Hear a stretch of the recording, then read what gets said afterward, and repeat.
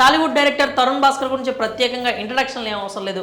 Young director ఇప్పటికే తన talent ఏంటో పలు దఫాల్లో నిరూపించుకున్నాడు. ఒక్క డైరెక్టర్గానే కాకుండా యాక్టర్గా కూడా తన సత్తా చాటాడు. ఇటీవల వచ్చిన కీడా కోలా సినిమాతో అటు డైరెక్టర్గా ఇటు యాక్టర్గా 100కు 100 మార్కులు కొట్టేశాడు. కలెక్షన్స్ పరంగా కూడా ఆ చిత్రం బాక్స్ ఆఫీస్ను షేక్ చేసింది. కానీ ఇప్పుడు ఆ మూవీతో తరుణ్ భాస్కర్ చిక్కుల్లో పడ్డట్టు తెలుస్తోంది. ఎస్పీ చరణ్ ఇప్పుడు తరుణ్ భాస్కర్ పై లీగల్ యాక్షన్కు రెడీ అయిపోయాడు. కీడా కోలా చిత్రం టాలీవుడ్లో క్రియేట్ చేసిన సెన్సేషన్ అంతా ఇంత కాదు.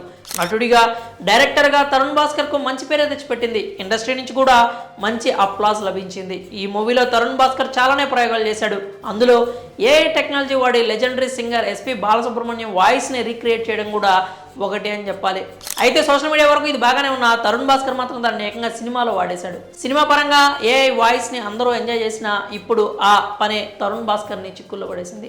తరుణ్ భాస్కర్ ఎస్పీ బాలసుబ్రహ్మణ్యం వాయిస్ని వాడడంపై ఎస్పీ చరణ్ ఆగ్రహం వ్యక్తం చేసిన విషయం తెలిసిందే. తమ కుటుంబం అనుమతి లేకుండా తరుణ్ భాస్కర్ ఎస్పీబీ వాయిస్ని వాడడంతో ఆయన ఆగ్రహం వ్యక్తం చేశారు. ఇప్పటికే లీగల్ నోటీసులు కూడా పంపారు. తాజాగా ఎస్పీ చరణ్ లాయర్ ఈ వివాదంపై స్పందించారు. తరుణ్ భాస్కర్ చేసిన పనికి క్షమాపణలు చెప్పడం మాత్రమే కాకుండా ₹1 కోటి నష్టపరిహారం కట్టాలని తెలిపారు. అంతేకాకుండా రాయల్టీలో షేర్ కూడా ఇవ్వాలంటూ డిమాండ్ చేశారు.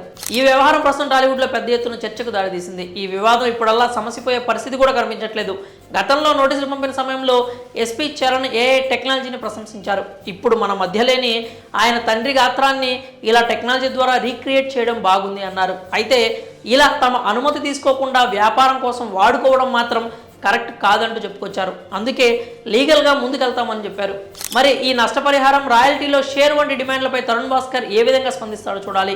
ఎస్పీ చరణ్ నష్టపరిహారం డిమాండ్ చేయడంపై మీరేమనుకుంటున్నారో మీ అభిప్రాయాలని కామెంట్స్ రూపంలో తెలియజేయండి.